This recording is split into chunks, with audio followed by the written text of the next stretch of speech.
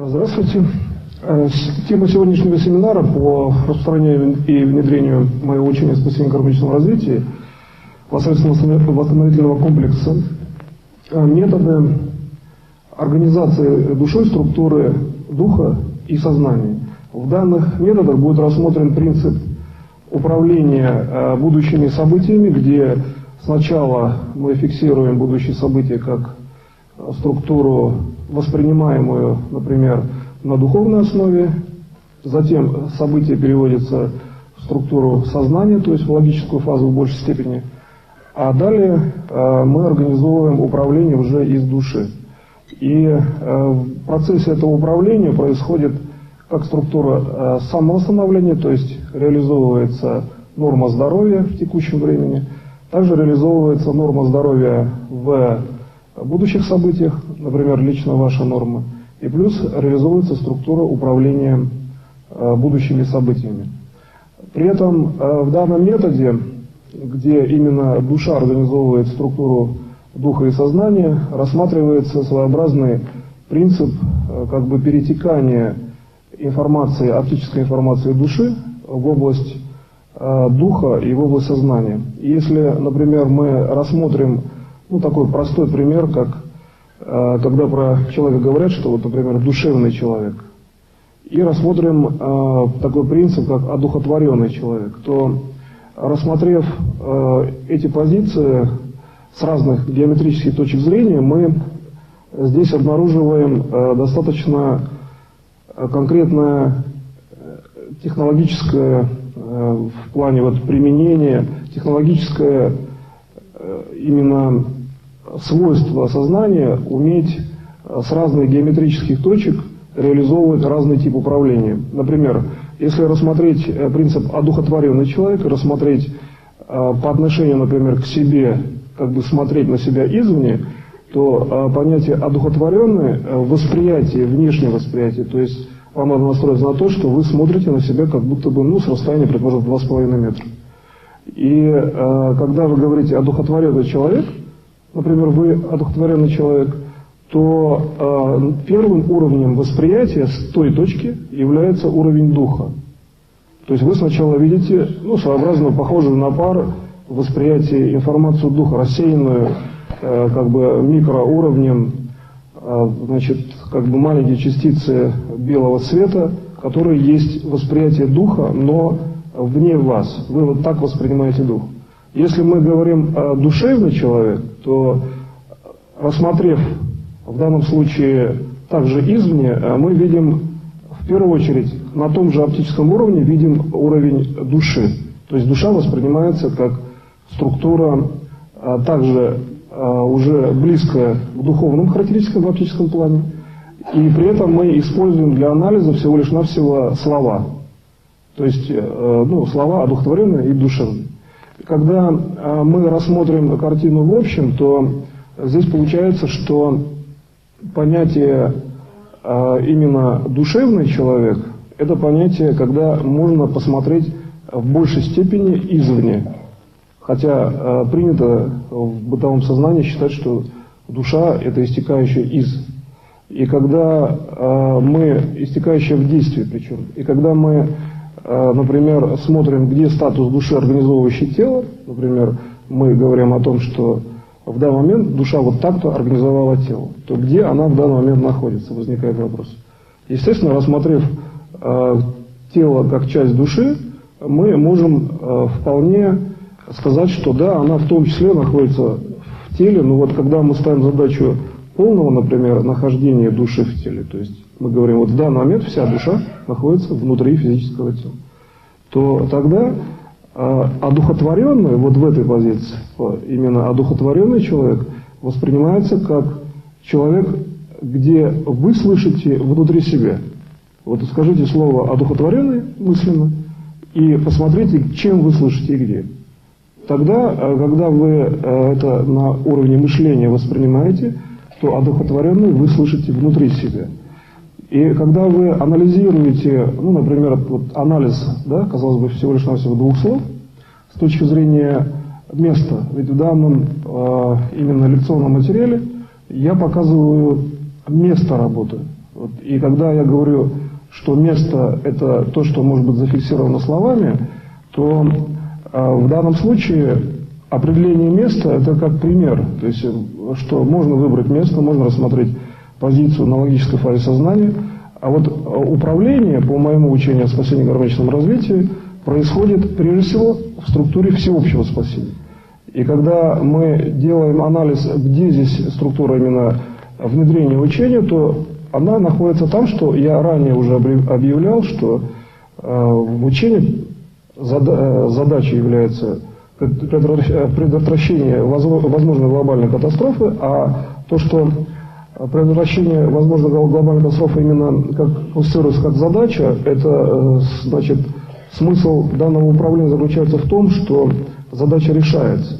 И когда именно целью учения ставится всеобщее спасение, то более ранний уровень, который был в виде уже именно цели учения, он реализовывается в том, что когда идет технология учения, то именно задача и цель всеобщего спасения – это то, что характеризует, вообще говоря, каждое следующее действие. Поэтому в данном случае, когда я говорю о применении технологии учения моего спасения и гармоничном развитии, я здесь рассматриваю прежде всего ту позицию, что действие, то есть следующее действие всегда подразумевает то, что было сказано ранее. И чтобы, например, постоянно не реализовывать структуру, ну как бы обращения к более ранним событиям, то есть постоянно не, предположим, не реализовывать как бы фактор вспоминания того, что является изначальной структурой или структурированной системой, мы приходим к тому, что главное обозначить цель, а дальше действие уже распространяется как действие, содержащее заложенные принципы. Так вот, если мы рассмотрим человеческое тело с точки зрения... Да, я понял. Алло. Я уже здесь так, вот так работает, если сказать алло. То есть, если, предположим, если рассматривать с точки зрения именно тела как систему реализации всех внешних связей, то есть мы не анализируем, почему, предположим, у нас существует одна клетка возле другой, почему именно так устроена структура, постоянно это не вспоминаем. Более того, если мы зададимся именно задачей это вспоминать, то возникает всегда множество как бы нереализованных решений. То есть, вот как сказать точно, что именно эта клетка в данный момент находится здесь, и почему так она связана с собой. То есть постоянно возникает большее количество вопросов в зависимости от того, если мы ставим эти вопросы как бы более широко. Поэтому вот в технологии, где душа структурирует дух и сознание, там в условиях именно задачи, то есть в методе структуризации, закладывается сразу же структура учета тех явлений, которые мы не анализируем. Потому что нам важно, казалось бы, таких общих понятиях, как душа, дух и сознание, достаточно широко развитых, например, в системе социального сознания, эзотерического сознания, в системе аналитического сознания. Нам важно в общих структурах выделить совершенно конкретную часть, и эта конкретная часть должна быть реализована совершенно точно. То есть умение говорить в общих вопросах и получать совершенно конкретный результат из, казалось бы, достаточно общих постановочных структур. Поэтому первой целью является в данной технологии это то, что вы должны сосредоточиться на своих личных задачах. То есть основная задача – сосредоточьтесь на личных задачах сейчас. По возможности рассмотрите перед собой сферу личных задач. И когда вы увидите сферу личных задач, посмотрите на эту сферу как бы изнутри. И причем задача содержится очень концентрированно в такой, например, значит, светлого, такого белесоватого, может быть, цвета сфере, где внутри как своеобразный, может быть, даже пар такой из микрочастиц событий, причем каждая частица микрочастица это конкретное событие, и вот вы смотрите внутри этой сферы. Теперь возьмите, приподнимите сферу выше и посмотрите, каким образом эта сфера через систему, причем всеобщего спасения, через коллективную систему, через систему даже тех, кто этим, например, в явной форме не занимается, как она переходит в структуру вашего внешнего восприятия. Вот как сделать так, чтобы, находясь внутри сферы, через динамику сферы, то есть вы же внешним уровнем каким-то двигаете, например, духом взяли и подняли, тогда получается, чтобы перейти во внешнюю структуру, нам надо использовать действие духа. Так вот, структуризация души в данном случае заключается в том, что вы действуете за счет движения, то есть вы меняете точку зрения просто за счет движения логической фазы сознания. Ведь то, о чем я говорю, если присмотреться внимательно, то это, кстати, видно совершенно четко. Я, например, говорю, я совершенно четко вижу эти сферы. Если цифровая, например, видеокамеры, эти сферы, эти технологии, они на самом деле именно так и выглядят. Поэтому постарайтесь здесь исходить из того, что действие в реальности, оно должно быть совершенно точным. Опять я возвращаю к точности. Например, диагностика самолета, вот летящего сейчас, в районе, предположим, Шереметьево-1, например, Ил-76, он действительно сейчас летит там. Тогда мы, делая эту диагностику, мы, в принципе, делаем внутри этой сферы. Но сфера фиксирована, где я тогда делаю диагностику? Чтобы самолет, критичный причем самолет, чтобы он не имел проблем, я делаю в свойстве именно движения духа, то есть вот здесь, в динамике. И динамика, она дает точное знание. Вот я сделал диагностику, знание уже есть. Как знание я получил, возникает вопрос. Где есть действие души в данном случае? Так вот, действие души изначально, и я об этом говорил ранее, что оно изначально таково, что есть всегда знание, содержащее действие. То есть вы всегда знаете, и знание изначально есть также в виде статики. Поэтому, когда вы действуете, вы видите, как душа организовывает внешнюю структуру, как душа организовывает внешние события.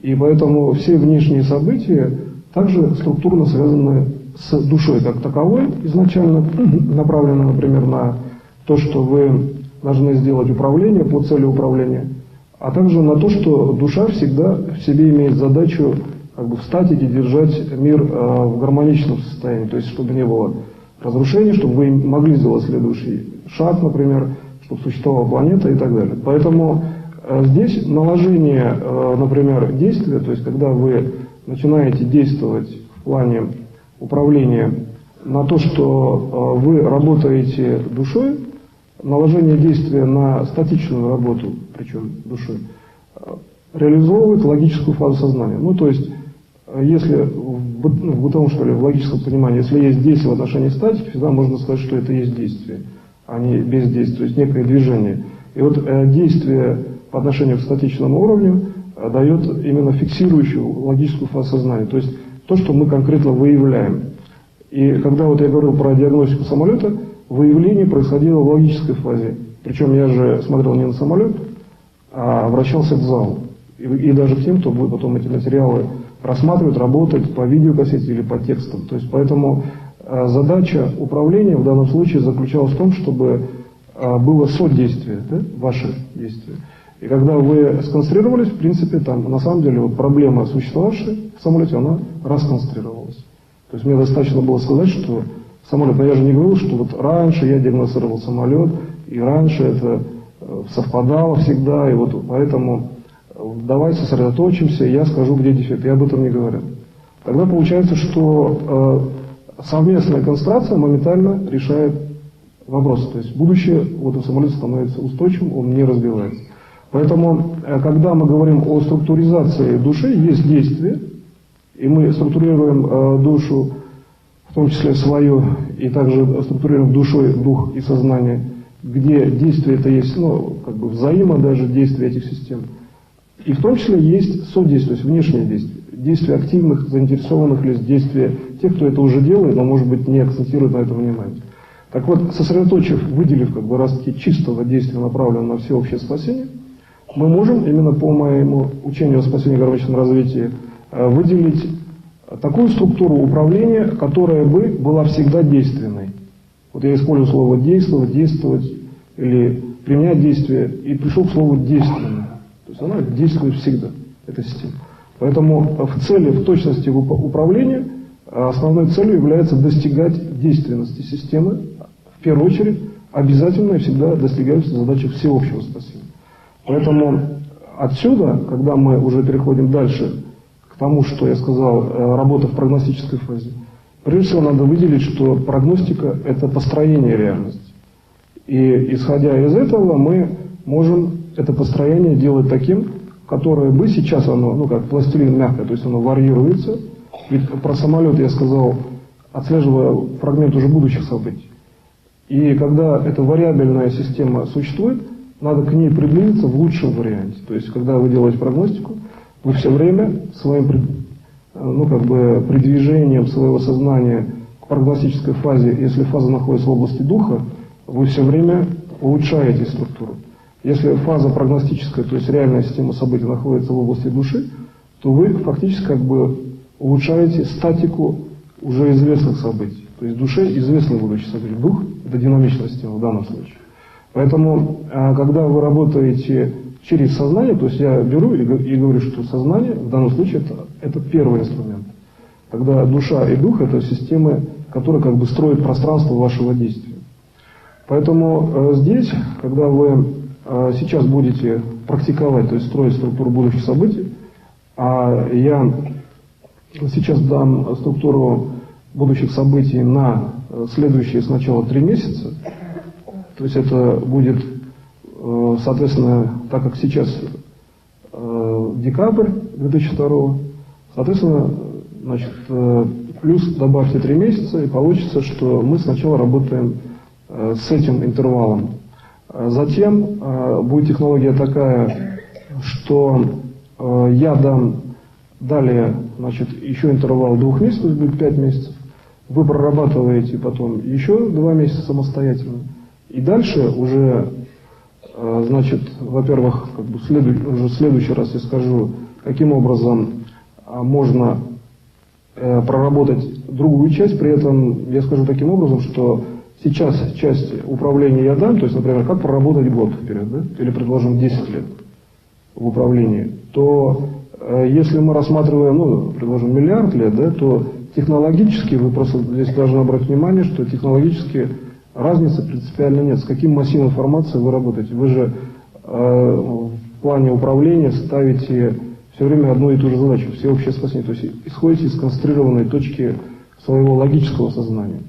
И именно в области всеобщего спасения. То есть вы видите, что всеобщее спасение, как концентрат основной в управлении, в данном случае концентрат сознания на оптике, и здесь имеет значение точность. То есть понятие точного управления в том числе выражается в том, что мы находим очень устойчивые области управления, которые прогностическую фазу делают также устойчивой. То есть вы сделали прогностику, сделали управление, это должно быть именно так в положительном смысле. Или отрицательную структуру надо суметь обязательно к тому времени расформировать. Обязательно расформировать в области именно того, чтобы не допустить, как, например, глобальной катастрофы. Поэтому сейчас я предлагаю сразу начинать практиковать. То есть вы должны, прежде всего, рассмотреть период плюс 3 месяца. И, соответственно, этот период разделить на 3 части. Первый, более приближенный месяц, до 18, например, января. Это не важно, какое число, просто плюс месяца текущего времени. Если, например, работать по технологии с любого времени, то, соответственно, в том времени, где вы работаете, добавляйте 3 месяца. Следующий месяц – это логическая фаза сознания. То есть вы, прежде всего, работаете логикой и назначаете информацию управления через логическое сознание. От первого месяца до начала третьего существует, своеобразно похоже на вольтовую дугу. То есть, если мы хотим перейти сознанием, например, от сегодняшнего числа сразу же на, например, 3-й месяц, то возникает параллельный путь. Если мы хотим работать дальше последовательно, то мы ставим именно духовную составляющую. 2-й месяц, пусть это будет духовная структура. Кстати, в системе устройства сознания там только есть духовная система. Во 2-й итерации. И 3-я итерация – это уже душа. Там уже, в принципе, не так важно, сколько, 1 месяц или 1 000 000 лет. Потому что душа – это есть то, что везде, да, в том числе и во внешней реальности, во всей. Такое необычное в понимании, что ли, даже вечности или бесконечности, оптическое понимание души сейчас я дал. Оно действительно, кстати, необычно, там другой цвет. Цвет именно всеобщей яркости. Вот если дальше посмотреть, там прям видно, что яркость всеобщая. То есть цвет и свет проходит в любую точку реальности, и не просто свет, но и цвет. Здесь надо обратить внимание, что цвет очень жестко выдержан, ведь линейная структура души – это то, что цвет выдерживается без искажений. Тогда мы можем точно сказать, что событие уже ближе к абсолютному, то есть обязательно реализуется в позитивном цвете.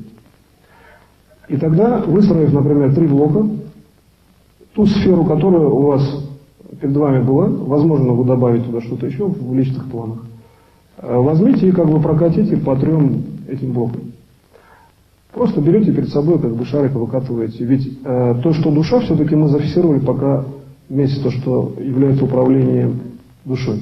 А так как я говорил о структуризации именно душой, духа и сознания, сознание ближе всего к вам, то структуризация именно в том, что структурная форма, понятие структуры в данном случае это просто форма может быть. Например, вот одна плоскость некая, вторая. Что значит структура? В упрощенном понимании это некое отличительное свойство.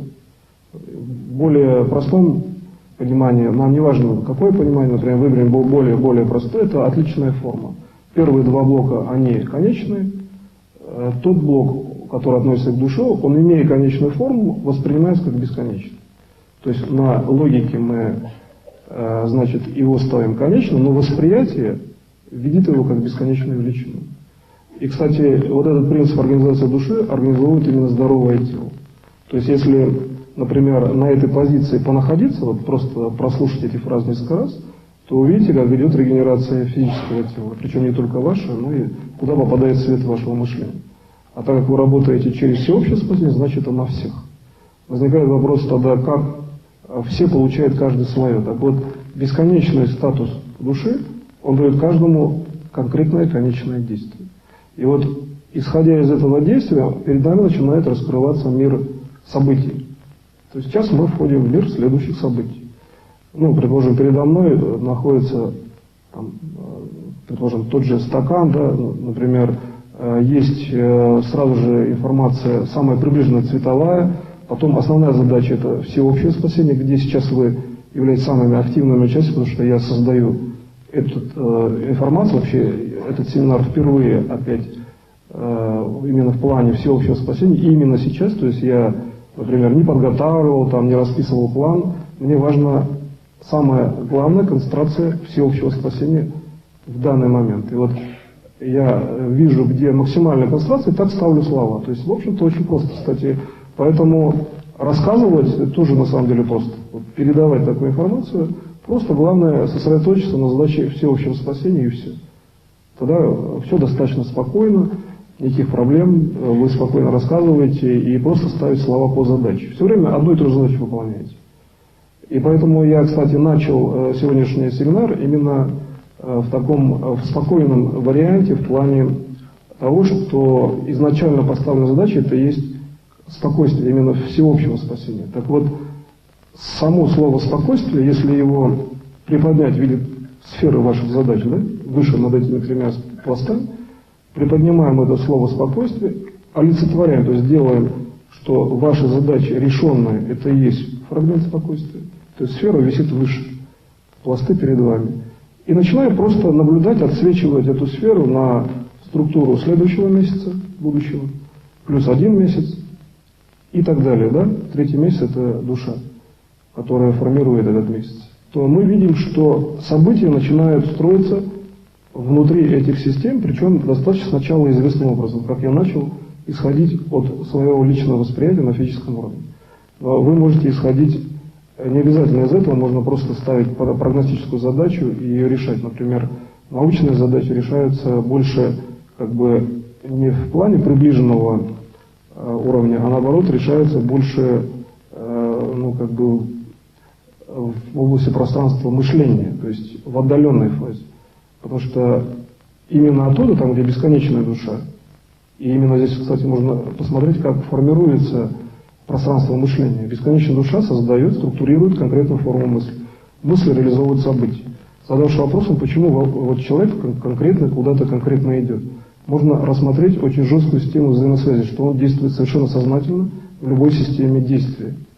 И действует по совершенно четким законам, вот, по которым сейчас мы будем строить фактически следующие события. Причем каждый сначала свои.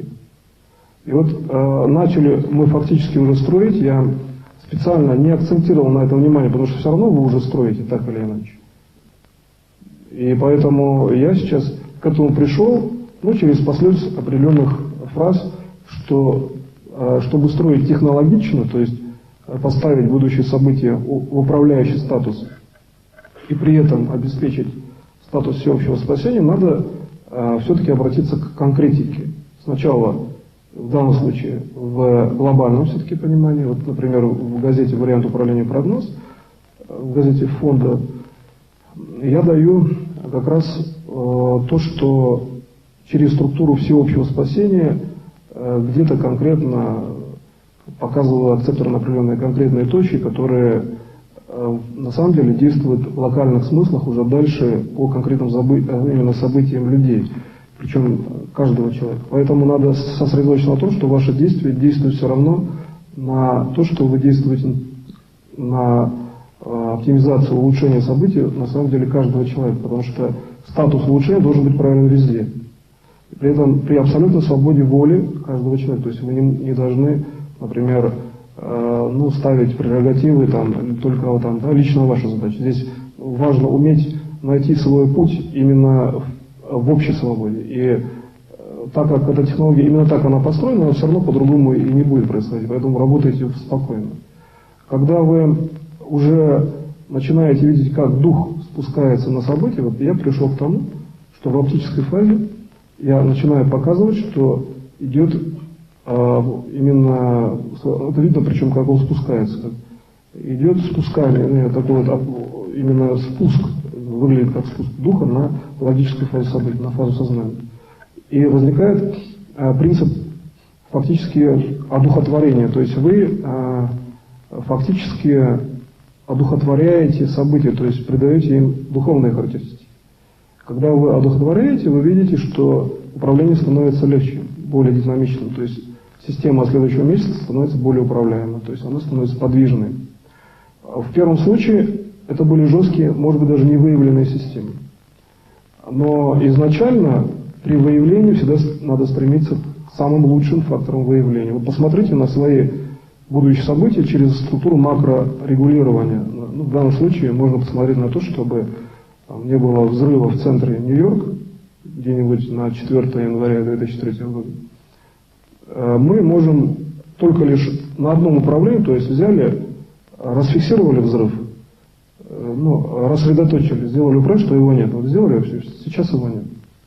При этом, кстати говоря, есть факторы предсобытий, то есть если сделать, например, задачу контроля агентурных систем, то они могут сказать, что да, была, например, подготовка и так далее.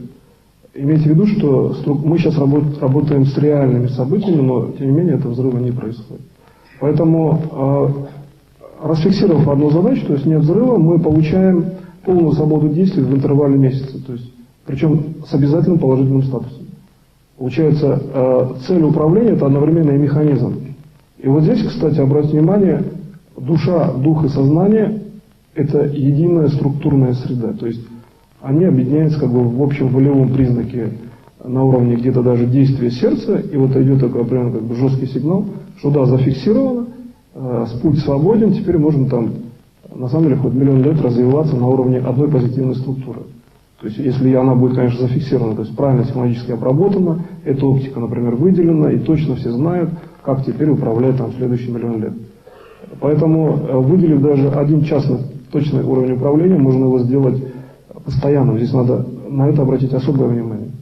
Как я уже сказал, что мы работаем все время в общем плане, и если работать в общем плане, то одна частная задача может быть всегда общей. То есть мысль, высказанная на уровне спасения всех, может быть такой, что она может здесь просто бесконечно, или там миллиарды лет, или, возможно, если вам нужно, то вы можете делать управление там только в текущую секунду. Поэтому чем выше вы поднимаете управление, тем вы, обратите внимание, действуете дольше, там, пролонгирование и так далее. Так вот, поднявшись выше, просто в разговоре, я уже вам показал следующий уровень духовного плана. То есть отсюда, кстати, вот я говорю, уже видно, что духовный пласт фактически, ну, предположим, это как некий такой со сбитыми, скажем, неровными краями куб. Даже не куб ближе, а параллелепипед. Куб это в первом восприятии, более жесткие формы. И вот такой вот аморфный, ну, похожий, скажем так, на уровень такого более, что ли, мягкого восприятия, когда вы воспринимаете форму и можете ее менять. То есть вы захотели, сделали сферы. Там, приблизили к себе, получается сфера. Отдалили, опять кубообразная форма. И вот когда вы делаете управление, то управление в данном случае таково, что дальше, чем дальше вы от себя продвигаетесь, от логической, причем фазы сознания, тем более точными становятся ваши действия. То есть поставьте вопрос решить свою личную задачу, которая будет через 2 месяца. Обратите внимание, все время говорю про личную задачу, потому что я уже сказал, что вы работаете через структуру всеобщего спасения, потому что это основной принцип моего учения. Через это надо работать. И я об этом как бы и не говорю в плане технологическом.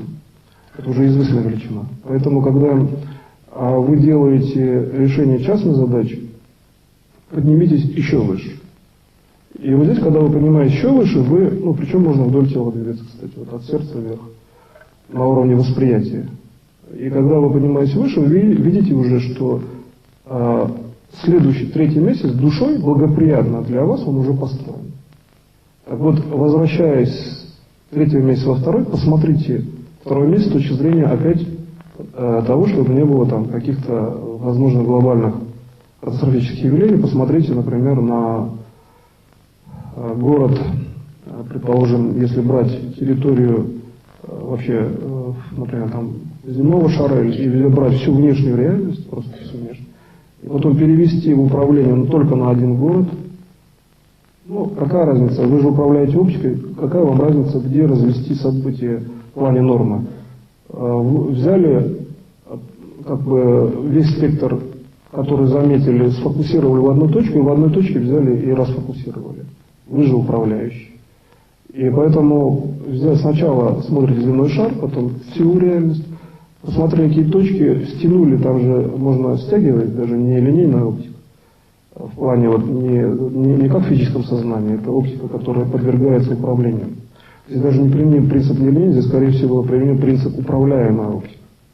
Необычная совершенно для обычных физических законов. Управляемая в плане каждого движения, например, фотона даже.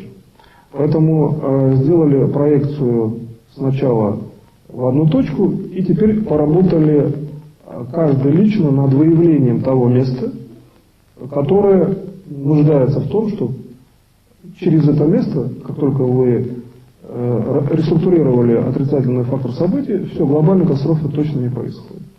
Каждый выявляет свое личное место. Так что начали работать, при этом имейте в виду, что вы решаете свою личную задачу.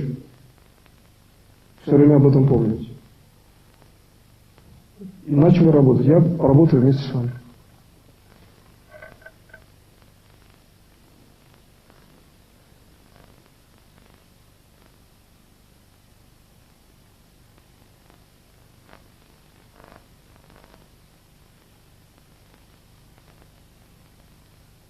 В момент работы обратите внимание, что когда вы работаете по личной задаче, концентрация в вашей душе тем выше, концентрация восприятия, чем вы точнее решаете задачу.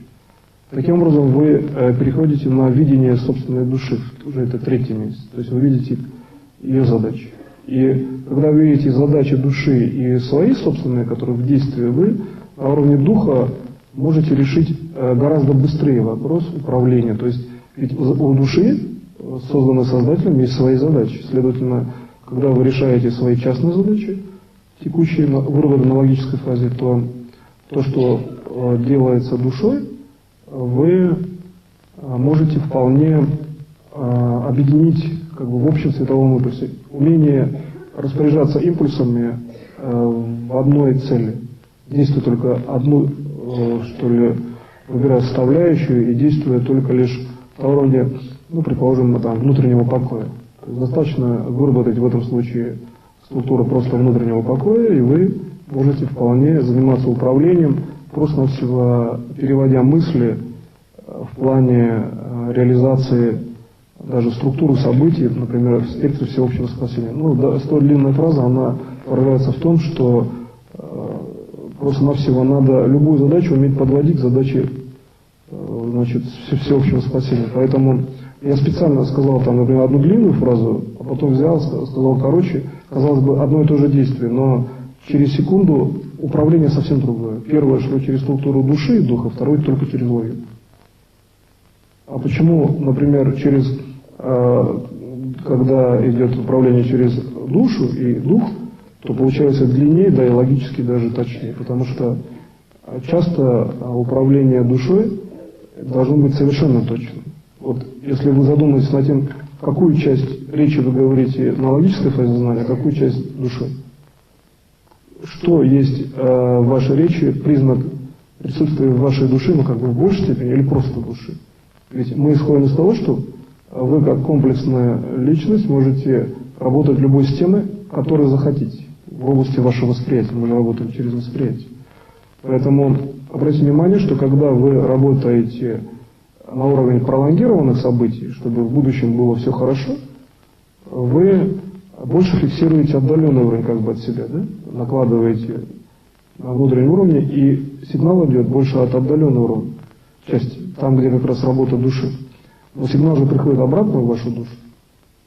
И получается, что на уровне действия вы получаете, оптического, казалось бы, просто действия, получаете просто собственное физическое тело и плюс задачи там, ваши, как личности, задачи общества и так далее. И вот интеграция этих задач позволяет, то есть объединение задач в плане цели управления, совершения цели, позволяет выработать своеобразный механизм, ну, похожий, может быть, больше на синусоиду, когда вы плаваете, например, под водой, да, с ластами. Выработать похожий вот на такой движение механический механизм, который позволяет войти в структуру третьего месяца, именно в структуру души. В плане того, что душа уже создала события наиболее благоприятные, как для всех, так и для вас. И обратите внимание, когда работа идет души, там, вообще говоря, разницы нет. Вот почему там вечный всеобщий Создатель создал каждого индивидуально, потому что есть уровень, где нет разницы между личным и общим, но при этом каждый абсолютно индивидуальный, вот как раз более индивидуальный. То есть чем ближе человек к Создателю, тем он более индивидуальный в этом плане. И когда вы приближаетесь уже к себе ближе, получается, хотя, казалось бы, да, сознанием отдаляетесь, то вот этот принцип, чем дальше вы двигаетесь сознанием, например, мы посмотрели на самолет в управлении, то, казалось бы, далекое действие там, за десятки километров, но при этом здесь, на самом деле, логическая фаза именно сознания, она концентрируется ближе. Если мы смотрим ближе, логическая фаза уже дальше в сторону души. Оптика сразу скользит туда, луч, оптическая проекция луча. Получается, что чем больше мы стараемся охватить структуру, тем мы приближаемся ближе к физическому телу.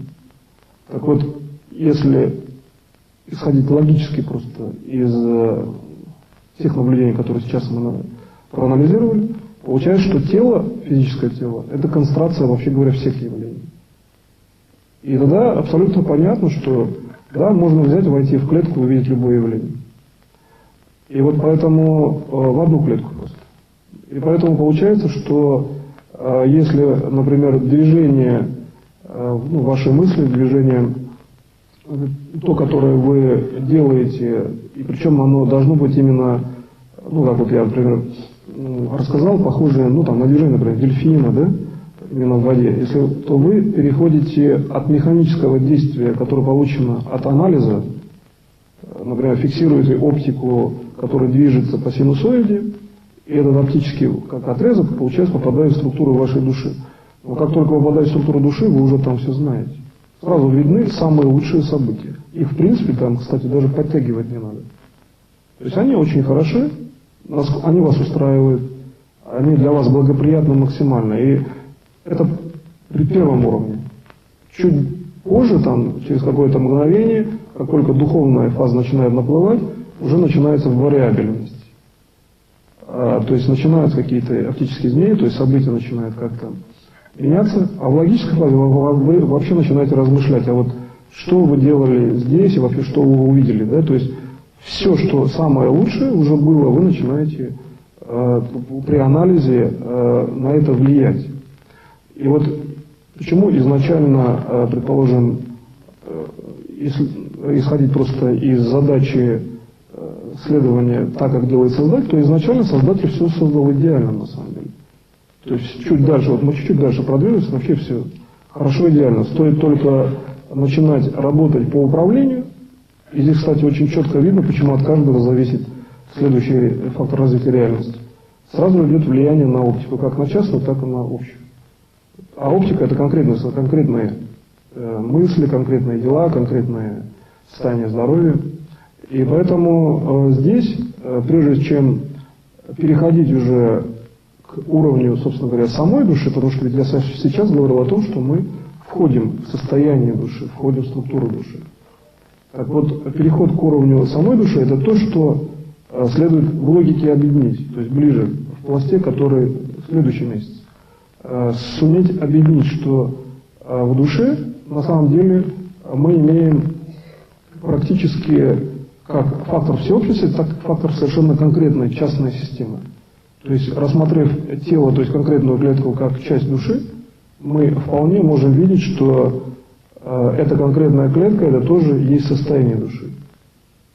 И когда мы уже исходим из этого, то понятно, что состояние души — это в том числе и норма здоровья. Поэтому, когда мы говорим о восстановлении, то есть о восстановительном комплексе, в технологиях распространения, внедрения моего учения о спасении и гармоничном развитии, то состояние, с которым вы распространяете ситуацию, это состояние, оно также является влияющим. Другой вопрос, что, конечно, есть эмоциональное состояние, есть разные там мысли, и вот как выделить некое специальное что ли, состояние, то получается, что есть некое ограничение, что надо входить в состояние, а этого делать нельзя. Следовательно, возникает вопрос, что надо просто любое состояние, нужное вам, да, состояние, если оно для вас отрицательное, значит, им надо управлять. Если положительно, улучшать, еще больше увеличивать. И поэтому возникает задача, что из любого состояния сделать точное управление. Так вот, имеется в виду из любого, но все-таки нормировано, то есть нельзя выходить на уровень, когда состояние, все-таки ниже приемлемой нормы. Вот здесь есть специальный контекст, который, фактически он, в общем-то, воспитывает структуру вашего управления, и причем он, в общем-то, воспитывает так, что вы, делаете управление на уровне формирования следующего фактического уровня именно по плану воспитания. То есть первый уровень, который реализован, как некая предварительная или начальная система, начинает работать на следующую систему и так далее. То есть это очень жесткая причинно-следственная система. И когда вы выделили причинно-следственную систему, например, в хаотичном, казалось бы, уровне событий с точки зрения бытового сознания, потому что понятие хаоса не только в том, что считается в бытовом сознании, что там отдаленные события могут быть неуправляемы, но и в том, что для бытового сознания, например, если даже не бытового, но до уровня определенного, что ли, по фактору восприятия сознания, определенным образом структурированного сознания, все, казалось бы, там внешние события или их там бесконечное количество, это то, что похоже на хаотичное движение. Но на самом деле, как только вы выявляете принцип воспитательности действия от вас, и воспитательность не только в том, что вы перед собой действуете так, что сначала вы именно воспитываете структуру значит, перед собой. Понятие воспитания в данном случае относится как к тому, что вы как бы культивируете систему перед собой, а также и самоорганизовываетесь, то здесь возникает вопрос, что чтобы не сделать неточного управления, чтобы управление было всегда точное, надо сначала передать знания во внешнюю систему, и внешняя система тогда будет адаптирована. То есть она не будет, например, не подконтрольна, а знания, они передаются именно таким образом, что значит, принцип полной свободы всегда соблюдается. Если человек хочет, он освоит. Другой вопрос, что если эти знания по именно всеобщему спасению и обязательно должны быть освоены, то техника передачи их должна быть такой, что свобода воли этого человека должна определяться внутренним, то есть душевным действием. Он должен душой действовать так, как он в принципе всегда и действует, но действовать может быть более коллегиально. И поэтому получается, вот, кстати говоря, в моем учении о спасении гармоничного развития в разделе «Политика» я там как раз показываю определенные методы реализации политических решений, где происходит просто-навсего значит, выявление ну, как бы в политическом как бы, определенном что ли, консорциуме такого вот зерна внутреннего человека, где человек реализовывается именно как человек, в данном случае, как личность, и через личность проходит решение уже политических задач. Ведь личность изначально вечная, она, вообще говоря, не может допустить неточного решения с точки зрения именно всеобщего спасения, потому что ее структура, по сущности, такова от создателя структуры личности. И когда вы именно так смотрите, например, на политическое решение, то ясно, что любое решение опять направлено к личности одной. А по принципу всеобщности, как я сказал, есть пространство, где одно, я его показал, где одно и общее объединено, то есть одна личность объединена практически со всеми, то получается, что мы имеем очень точную технологию в таких непредсказуемых для обычной или как для определенной структуры сознания процесс, как политический процесс, казалось бы, непредсказуемый. Так вот, выделив структуру совершенно точную, мы приходим к тому, что следующие 2 месяца, то есть это уже будет 4-й и 5-й месяц, они таковы, что достаточно просто спокойно зафиксироваться на их, значит, например, задачи реализации в благоприятном направлении, и реализация происходит из логической уже фазы сознания. То есть вы достаете своей логикой, в общем-то, отдаленную систему. И получается, что логика, как структура точности, ну, в более, что ли, частном применении, значит, реализовывала отдаленные события, надо всего лишь навсего пройти определенный путь в плане построения оптической технологии, например, перед собой. Я же строю, в общем-то, в данном случае, если на оптике перед собой, а по задаче для всех, так, чтобы это всем было передаваемо. И получается, что построив такую, ну, в общем-то, достаточно, получается, простую в технологическом оптическом выражении систему, мы приходим уже к структуре души. То есть, чтобы прийти к структуре души, к душе как таковой, нам пришлось через логику выйти еще дальше. И получается, что вот 4-й, 5-й месяц, особенно это вот 5-й месяц от текущего времени, посмотрите уже через логику, строго через логику, опять, как в 1-м месяце, посмотрите, каким образом нужно отрегулировать там события. И, ну, например, давайте возьмем конкретное, казалось бы, да, небольшое, может быть, да, частное событие, возьмем юг Москвы, мое предложение, значит, и рассмотрим с точки зрения того, чтобы не было возможной глобальной катастрофы, в этот 5-й уже месяц, где-то через 4 дня после его начала, мы берем и делаем так, чтобы не было, ну, скажем так, пусть даже небольшого, но микронаводнения, там, от разрыва труб и так далее. Просто делаем управление, вводим туда концентрированную оптику. В управлении это выглядит так, что в том месяце, да, обратите внимание, когда вы работаете уже в месяце, это уже в пространстве мышления. Вам не обязательно фиксировать, где вы работаете конкретно, то есть какой-то месяц, где это территориально, сказано, что это начинается 5-й месяц от текущего времени, плюс 4 дня, и вы работаете. И чтобы работа не представляла никаких проблем, была реализована точно для всеобщего спасения, причем, кстати говоря, для решения еще ваших задач, вы всего лишь навсего оптику делаете настолько конструированной, чтобы оптика, с которой вы работаете, содержала все частные и общие задачи одновременно. Тогда понятно, что добавив одно положительное действие, вы действуете везде положительно.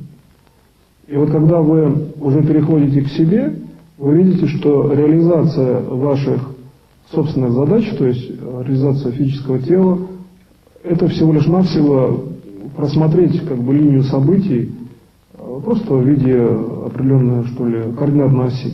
И посмотреть, вот в каком месяце вам надо себе там добавить или кому-то из знакомых, или вообще кого-то просто вот найти и, если хотите, вылечить в любой точке, если он согласен. Значит, если речь идет о том, чтобы предотвратить возможную глобальную катастрофу, то можно вылечить, даже не спрашивая.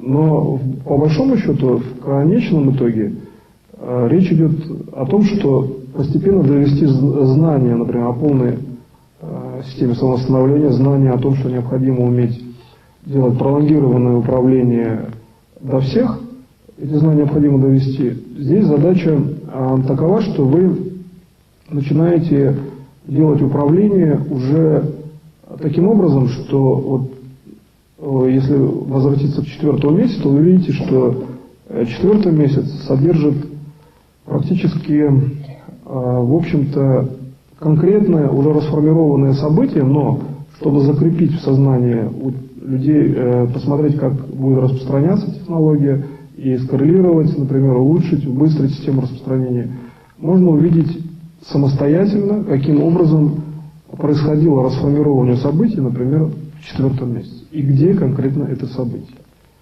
Поэтому повнимательнее посмотрите каждое индивидуально. Когда смотрите, обратите внимание, что когда вы смотрите наоборот, то есть из 5-го, в данном случае надо смотреть наоборот, выйти в 5-й месяц, с концентрацией сознания, начинать двигаться сюда. И здесь вы видите, что когда я стал строить 4-й месяц, я же не сказал, что вот мы строим конкретно структуры души. До этого я сказал, что душа настолько распространена, что там может быть бесконечное количество времени. То есть фактически я время в данном случае свернул на уровень того, что в 4-м месяце мы можем строить любым уровнем восприятия. И поэтому раз любым, то есть в том числе всеобщим, да, следовательно, можем строить так, как делает Создатель. А Создатель делает так, что никаких проблем не происходит. И поэтому я здесь не выявил структуру, вообще говоря, ту, которая бы была именно необходима для построения. То есть я здесь делаю так, что структура на самом деле, она такова, что она уже построена Создателем. То есть вы видите, как сделал Создатель. На самом деле вы все время это видите. И задача всего лишь навсего, да, не отклоняться от пути. И когда вот я говорю о том, что вечный человек, вечное развитие, гармоничное развитие, это есть то, что уже в том числе и сделано Создателем, то остается только получать точные знания. И вот эти знания, которые сейчас даю, они могут быть распространены либо сразу нами, то есть мы взяли и решили сейчас коллегиально, вот в этом составе, кто сейчас в зале, значит, в текущий вот прямо момент, и решили, что да, вот сейчас пусть все узнают и все. И дальше идет свет Создателя, который полностью дает, ну, например, всеобщие знания. Тогда возникает другой вопрос. Да, мы собрались в зале, пришли добровольно и решили, что нам нужно двигаться в направлении спасения через структуру прямого доступа и своего сознания. Но ведь акт доброй воли должен быть от других. Ведь Создатель всех создал абсолютно свободными, и коллегиально решить за всех, получается, по задаче Создателя, можно, если он хочет, то есть он участвует в этом. Поэтому, значит, зная, что, значит, Создатель именно призывает к полной свободе воли всех, мы можем что сделать? Просто данное решение сконцентрировать обратно в сферу. Например, пусть все получают именно всеобщие знания от Создателя о всеобщем спасении, сконцентрировали в сферу и взяли сферу, раскрыли так, что путь, который сфера проходит в виде света, сфера находится в одном месте, но проходит путь в виде света. К вашей душе, к душе каждого, это и есть тот путь, который проходит каждый, который данную сферу строит для всех. Ну, то есть взаимоустремление получается между сферой, между тем, как вы строите, как вы действуете. И получается, что мы создаем некий, такой вот многовариантный вариант в данном размышлении. Так вот, получается, что, так называемый хаос, да, внешняя структура. Почему мир так устроен? Разнолико, определенные пространства, планеты. Потому что с точки зрения этого на духовном, на душевном уже уровне мы видим, что на самом деле это и есть то, что объединяет всех по их свободе воли. То есть чем более много проявлен мир, тем мы более, получается, свободны. Поэтому много пространств, много систем реальности.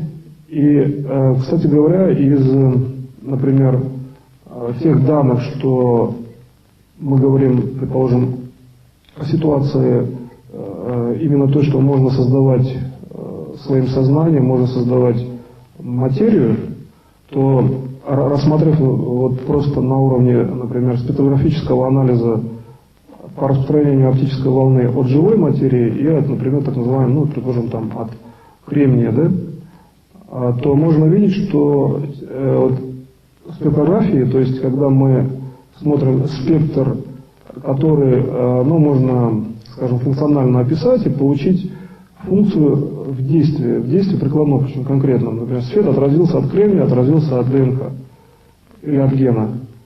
И при этом отраженный луч должен упасть на конкретную пластинку. То оказалось, что таким образом можно увидеть, что, вообще говоря, первичным является ДНК, то есть то, что относится к структуре живого уровня. То есть следующее действие, это есть действие, которое как бы следственное, то есть оно входит в структуру действия ДНК. Первично организована живая среда. И получается, что, если мы посмотрим, строительным материалом для этой молекулы кремния является действие ДНК. Элементарно, мы выделяем один фрагмент и готов кусочек кремния. Да? То есть получается, что сознание изначально может построить в задаче пролонгированности будущего, то есть когда очень большие временные процессы, там получается как бы закрутка наоборот, то есть сначала возникает среда физическая, а потом как бы на ней развивается в механическом понимании жизнь. Тогда получается, что связь вот этих хаотичных так называемых процессов со структурой души – это то, что реализовывает логическую фазу сознания в конкретном действии по отношению к каждому событию. То есть есть точка в логической фазе сознания, где-то на уровне сердца, но находящаяся от физического тела вне вас, но находящаяся в бесконечном именно уровне мышления, которая проецирует совершенно точно и управляет совершенно точно фактически любым уровнем событий. Причем каждого события. Вот в качестве самостоятельного тренинга найдите из обобщенной, я показал в области духа эту точку. Показал логическую точку, существующую в области духа. При этом я буквально вот пальцем показал вот в этой области. И получается, что если вы настолько разовьете логику, что проходя через духовную структуру вы получаете точное решение, то будет понятно, что да, одухотворенный человек, он получает быстро, точно, но через обобщенную систему, через одухотворение, которое не ложится в жесткие рамки, например, конкретных координат, как описать одухотворение.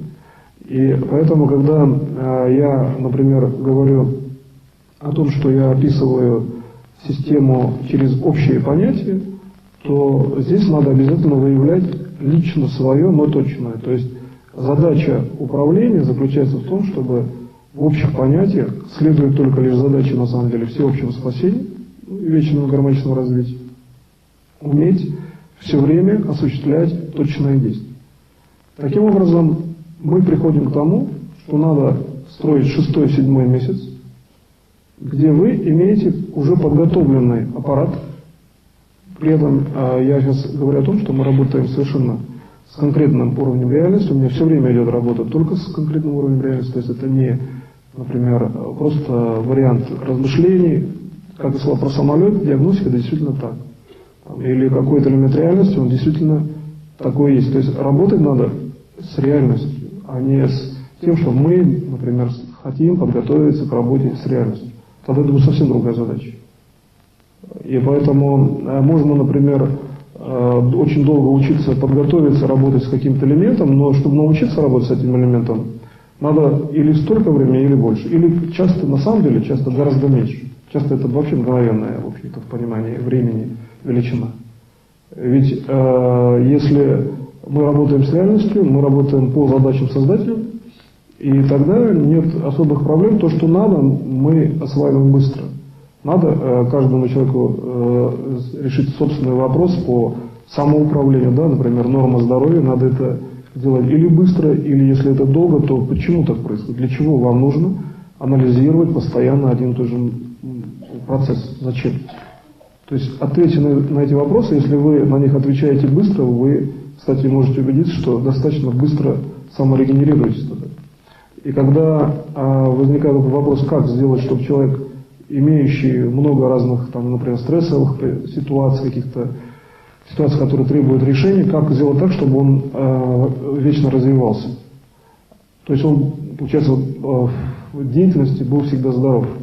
Более того, события должны быть такими, что они фактически не должны каким-то образом реструктурировать, да, физическую материю человека. То получается, что здесь вот ответом на этот вопрос является то, что он должен органично, то есть сознанием дела фактически, уметь сочетать все внешние сигналы, уметь их быстро дифференцировать, уметь их на логической фазе, причем сознания, так расставлять, чтобы проекционный сигнал, идущий от внешних событий, попадал в нужную, например, физическую структуру. То есть, достаточно, казалось бы, да, сложная задача, там надо один сигнал изучить, это, может быть, целый институт может изучить.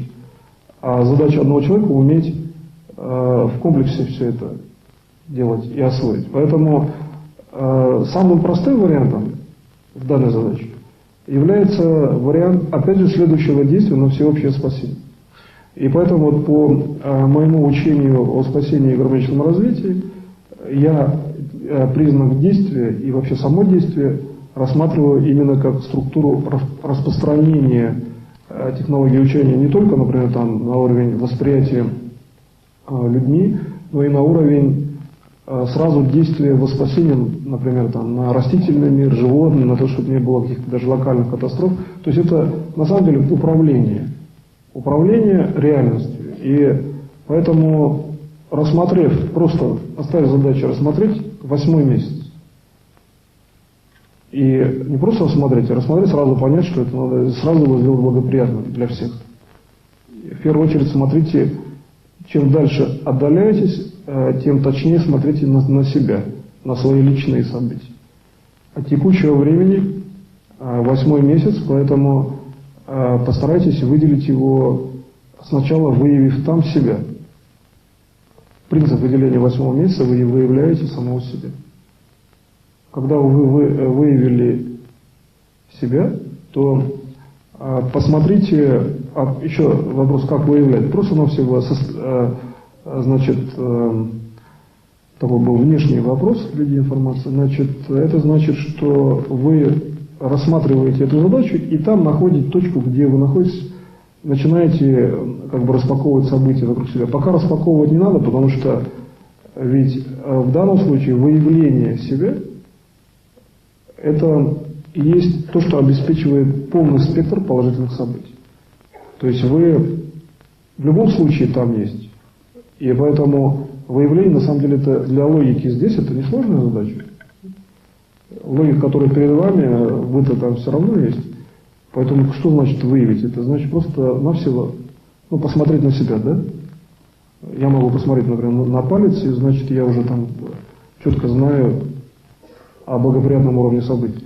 Возникает задача, например, усилить, если хотите, улучшить, насколько это нужно. И вот в 8-м месяце можно улучшать, в принципе, события достаточно интенсивно. Вот если вы хотите делать прогнозное управление, в плане макросистем, например, заводов крупных, или там каких-то комплексов, государств, вам желательно работать через более отдаленное время, например, через 8 месяц, 9 и так далее. Там. Но при этом выбирать какой-то более отдаленный вариант и работать в том месте, значит, которое должно быть, например, оптимизировано.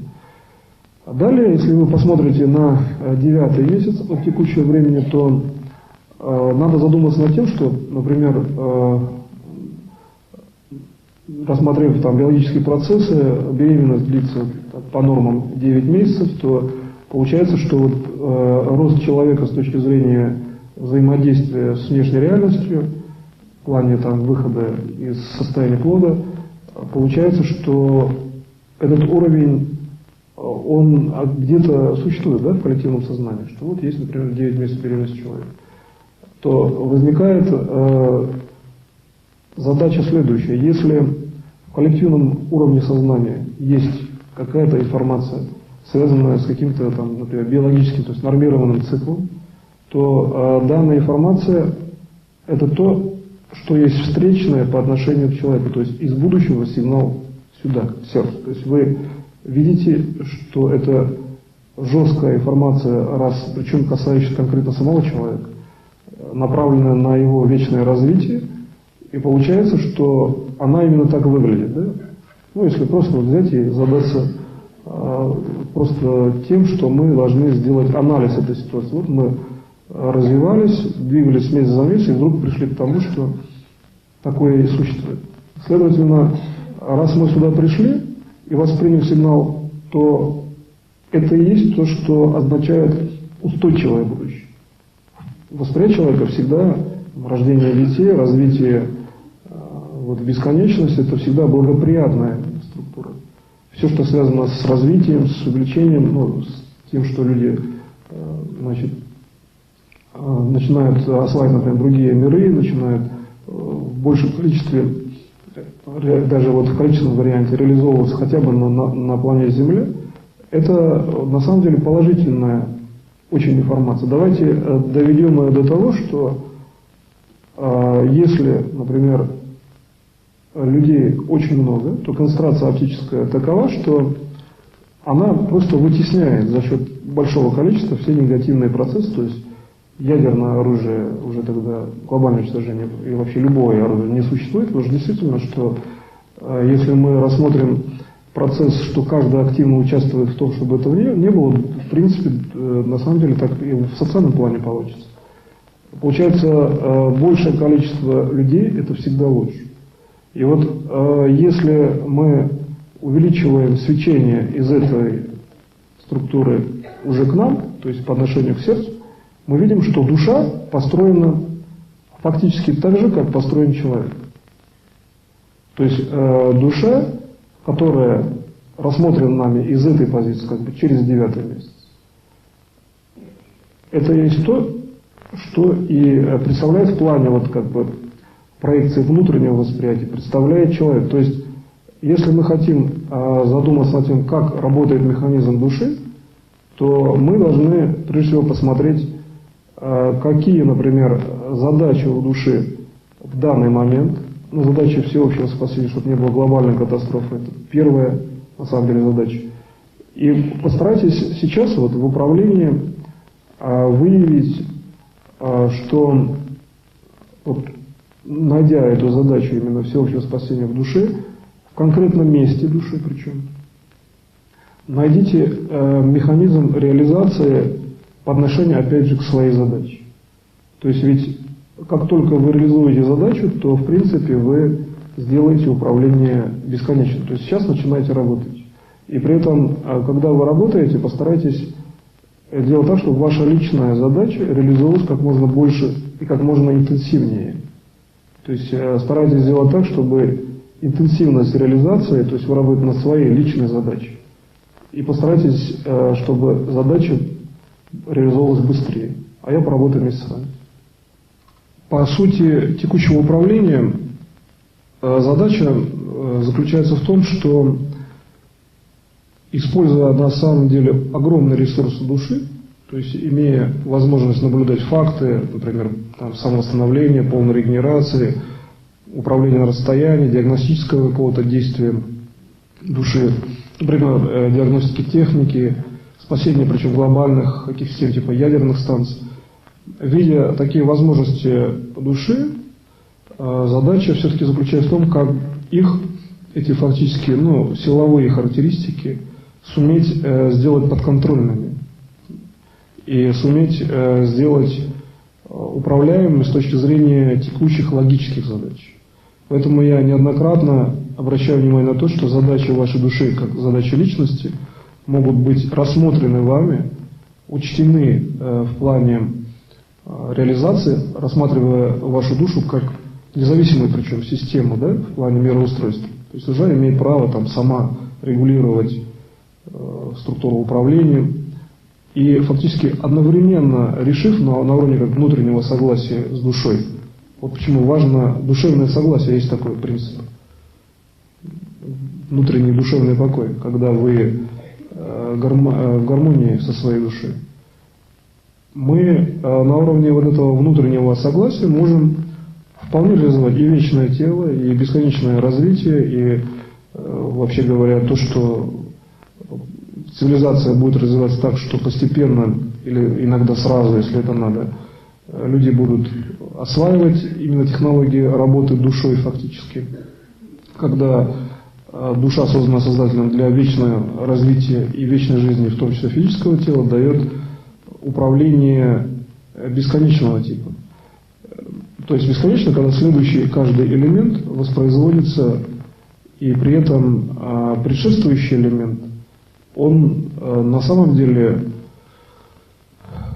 такой, что он не должен, в общем-то, по сути, вызывать все-таки реструктуризацию, например, в плане того, что могут возникать какие-то заболевания. То есть это ненормированный уровень развития, на самом деле. И поэтому с точки зрения бесконечного развития.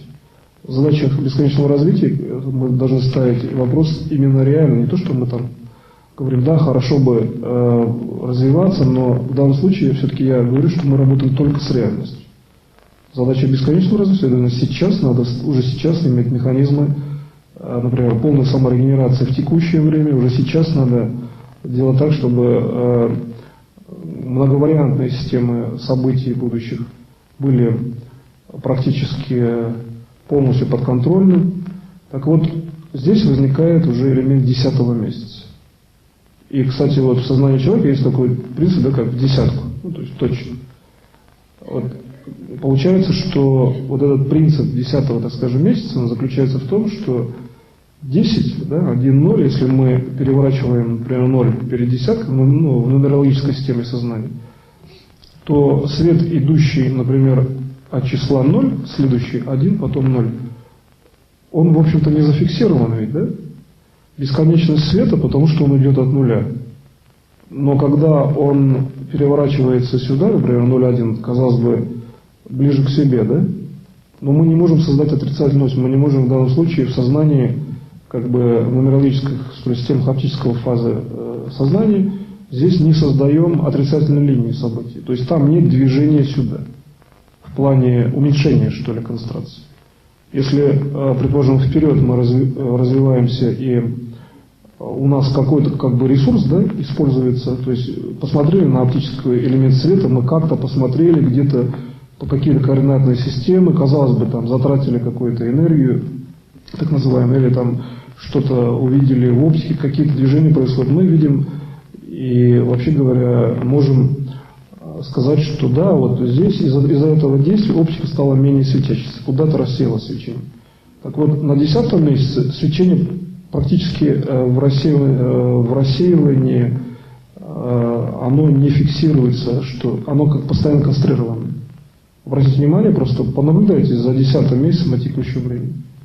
И видно, что в 10-м месяце мы имеем зафиксированное свечение. И, в принципе, это достаточно сильный уровень, в том числе познания, то есть фиксированные начально. Почему, кстати, система именно начального, что ли, знания, да, в сентябре, как правило, начинается занятие? Потому что если мы берем подготовку к приему, к активному развитию знаний, лучше начать в сентябре, например, мы начинаем в 9 месяце какой-то определенный разгон, как бы вход, как в структуре, когда мы входили в структуру души, в фазу души.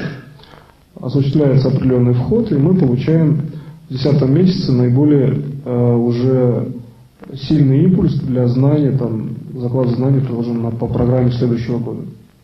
Так вот, поэтому, проанализируя этот факт, получается, что вот эти вот месячные циклы во многом еще устроены таким образом, что там учтена как бы нормированная система устойчивой фазы событий.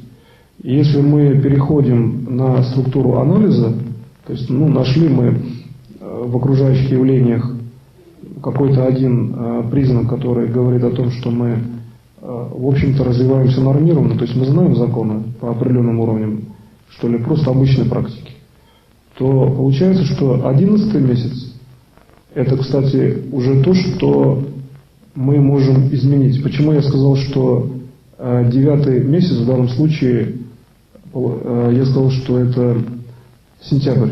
Обратите внимание, что я же начал с декабря, то получается, что, значит, 9 месяц должен быть, на самом деле, для нас это август, так как я говорю в декабре сейчас. И получается, что здесь я перевел управление на обычную логическую фазу развития месяцев.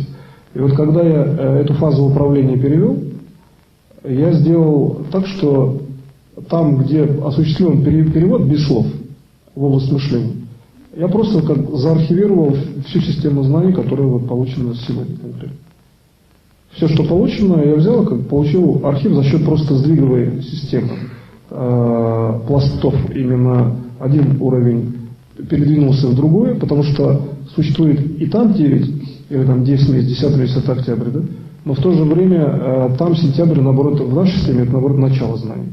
Именно поэтому я и говорю с декабря, что мы можем заложить очень мощную систему технологий именно спасения гармоничного развития, по моему учению, таким образом, что мы можем сейчас уже заложить, значит, систему, вообще говоря, такой динамичной величины, как бы исходящей из внутреннего желания спасти всех, что независимо от того, по отношению к какому месяцу мы говорим, вообще абстрагируясь от месяцев и распространив на бесконечность, мы можем сейчас заложить эту систему и вполне видеть ее постоянно действующей. Вы просто выйдете в эту как, эмоционально управляющую волну. Это состояние реальности. Когда вы находитесь в этом состоянии, могут быть мгновенная регенерация там, ткани, восстановительные очень сильные процессы. То есть вы на самом деле находитесь в признаке полной свободы. То есть ваша душа свободна, вы творите, и тогда события делаются очень точными. Так вот, получается, через фактически 11 уже месяц я пришел обратно уже сюда. Но здесь уже и так недалеко. То есть практически я нахожусь на границе с тем месяцем, с 12-м, из которого я говорю.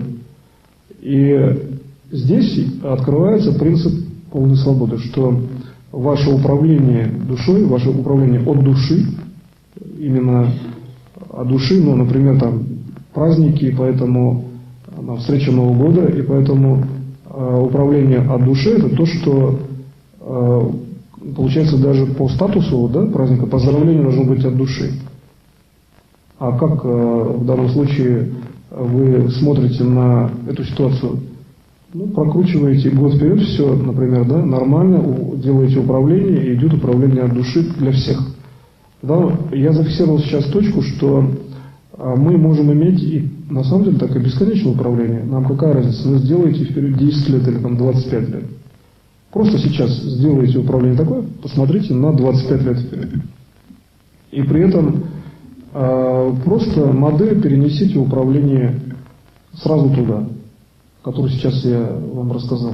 Как только вы переносите модель управления вперед, например, через 25 лет, видно, что все события, которые за следующий год вам надо выделить, и вообще говоря, их в плане вот именно предотвращения возможной глобальной катастрофы улучшить, чтобы не было, как в любом случае ее не будет, этой глобальной катастрофы, то надо сделать так, чтобы вы выделили частные события. Так вот, лучше эти события делать через более отдаленные участки управляемыми. То есть вы входите в более далекую структуру по времени, то есть в большем контакте находитесь с исконным уровнем души, или в души, созданной создателем.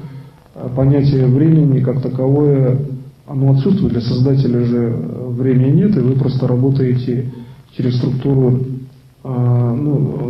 по звуку, как некий такой пронзительный звук точности, да? Значит, вы берете, переносите сюда и делаете управление в любом месте. То есть это как бы уже следующий уровень контроля, и таким образом можно уже переходить на 2004 год, на начало, там уже скорости, обратите внимание, увеличиваются.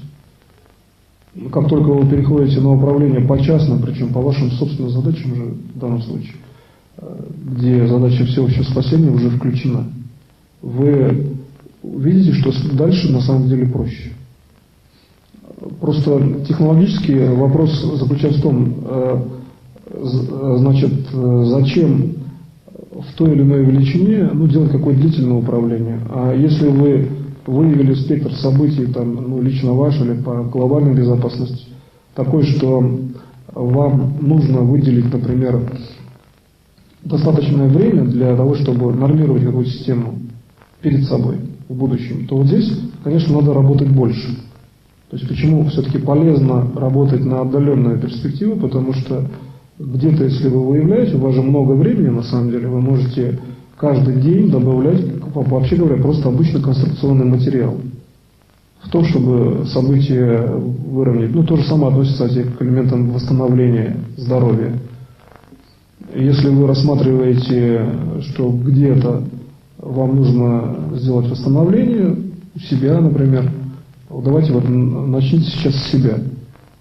Просмотрите хотя бы до 2004 года начала и посмотрите какие-то точки перед собой, где они перед вами существуют, в каком-то ориентировочном месяце хотя бы.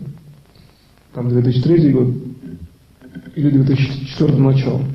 Посмотрите, что вам нужно сделать сейчас, чтобы, например, там восстановиться. Причем же точек может быть там или просто здорово, да, или там одна какая-нибудь может быть точка. То есть это не... И причем речь о том, что немножко там добавить оптики себе, да, впереди, чтобы просто иметь норму. Если текущий есть вопрос, да, который надо восстанавливать, тогда его в данном случае просто-навсего надо по элементам разложить фактически. Причем лучше раскладывать в плане самовосстановления, например, элемент именно так, как я сейчас сказал. Первый элемент — логического сознания, там, где вы ставите задачу. Второй элемент — это духовный план, третий — это структура души. И выделив фазу, например, возможного или текущего какого-то, например, там, заболевания, или, может быть, просто вам не нравится какое-то состояние, распределив, например, на 3 таких уровня, вы можете спокойно увидеть, что душой вы можете так проструктурировать ваш дух и логического сознания, просто-навсего двигая объемом души. Обратите внимание, это мощный восстановительный комплекс, просто двигая пласт, оптический просто пласт души, чуть-чуть вверх приподнимая, вы очень жесткую структуру создаете духа и логики, где вы получаете точное решение, правильное действие и решаете вопрос, в принципе, в основном своими силами. А вообще задача решать только своими силами. То есть уметь полностью регенерироваться, уметь, например, восстанавливаться, значит, и уметь строить события. Поэтому получается, что, например, если говорить о том, что один отдельный человек, да, он может очень многому научиться, или вообще там полностью может восстанавливаться, там, например, в совершенстве владеть техникой управления по задаче всеобщего спасения, то как только перед ним возникает человек, который не может владеть, возникает определенный моральный долг, и свечение все равно перебрасывается управляющая фаза. То есть стоит задача научить другого. И поэтому, чем больше другой научится, тем больше будет, кстати, тот, кто передал знания, более профессионально, мастерство от этого возрастает на самом деле. Поэтому, когда речь идет о том, что когда я распространяю свое учение о спасении и гармоническом развитии через так называемые безусловные системы, когда вот в любом случае это происходит. Оптика, она же светит, раз это светит, то получается, что все равно тот, кто, казалось бы, да, технологией не владеет там, в той степени, или в которой там другой более профессионально владеет, он все равно свет получает знание того, кто более профессионально. То есть все равно лучше всегда становиться более профессиональным, то есть больше заработать по технологии всеобщего спасения. Поэтому я думаю, что в качестве совершенно конкретной задачи постарайтесь, когда вы будете, например, реализовывать, тоже, например, предотвращение катастрофы, или же когда вы будете делать реализацию так, что вам нужно, например, сконцентрировать слово для того, чтобы реализовать. Часто слово должно быть настолько концентрировано, чтобы оно не выражало нормированную структуру отрицательных событий, или наоборот выражало более жестко нормированную структуру положительного события. Старайтесь работать словом, например, можно сказать там, можно предотвращение катастроф, а можно сказать устранение там причины катастрофы, но смотрите, в каком случае, что лучше даже сказать, то есть и как сказать, вообще говоря. И поэтому посмотрите, почему некоторые слова могут звучать, может быть, не совсем точно, так как необходимо с точки зрения там норм. Старайтесь с таких обычных звуковых норм, старайтесь ставить слова, если это нужно, так как нужно для всеобщего спасения, и старайтесь делать так, чтобы слова были элементом управления. И в принципе, если вы обратите внимание, например, выписывая информацию управляющего типа, часто можно видеть, что некоторые слова, они находятся, в общем-то, не в обычном, что ли, понимании лексическом, а находятся часто так, что, в общем-то, по, например, там, грамматике, даже, скажем так, синтаксис, да, пунктуация, мы можем посмотреть, что, в общем-то, часто слова приходится переставлять в другие места, которые, не логично, все время там основ языка. Чтобы перевести в обычную норму языка, если вы хотите исправить предложение под лексическую, грамматическую основу или даже синтаксис, да, то тогда надо сделать переводные системы, то есть суметь перевести. И вот если вы пишете новогоднюю открытку, то перевод задачи, то есть состояние души, где слова могут быть, в общем-то, расположены по-другому, в логическую фазу сознания, это есть одухотворение, то есть дух, который делает текст нормированным. Лучше, конечно, в большей степени ориентироваться на нормированный текст, что, в общем-то, на самом деле не обязательно, но, тем не менее, посмотрите, как работает одухотворение, когда вы передаете знания, и, например, даже тем людям, которые, предположим, там, первый раз могут воспринимать какой-то материал. Это тоже принцип одухотворения, определенный уровень, что ли, конвертации текстовых систем, речевых систем. И по возможности сейчас, когда вы прослушали сегодняшний материал, я все время говорил о частных задачах, работаете с частными задачами, сделайте быстрый контроль задач и еще мощное управление, скажем, сразу взяли и применили материал сегодняшний, который вы прослушали, есть сферы, положили сверху над задачами, еще раз провели оптику свечения из этой сферы, и когда будете уже работать, например, в индивидуальном порядке или в группах, постарайтесь сделать так, чтобы сфера всеобщего спасения, которая является безусловным фактором, то есть она всегда существует в технологиях моего учения спасения гармоничного развития, чтобы ее сверху наблюдать на уровне души обязательно над всеми элементами своего частного управления. То есть это специальная задача по сегодняшнему уровню семинара, где в лекционной части я говорил свою часть, и вы работали в качестве тренинга семинара самостоятельно. Поставьте сферу в область души и посмотрите, что логика в данном случае это та же душа, но вы выделили в ней логическую фазу. И постарайтесь работать все время так, чтобы с материалом сегодняшним, именно который я показал, путь к будущим событиям у вас был благоприятным, спокойным, и я показал технологию, как можно, как я сказал, воспитать будущие элементы информации, и тогда нет никаких конфликтных систем, и при этом вы можете, вообще говоря, сколько вам нужно, там, например, восстанавливаться, и в качестве определенных, благоприятных данных на следующий год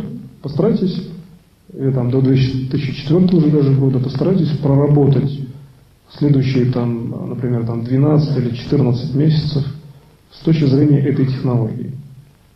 И по возможности решайте свои вопросы все-таки конкретно.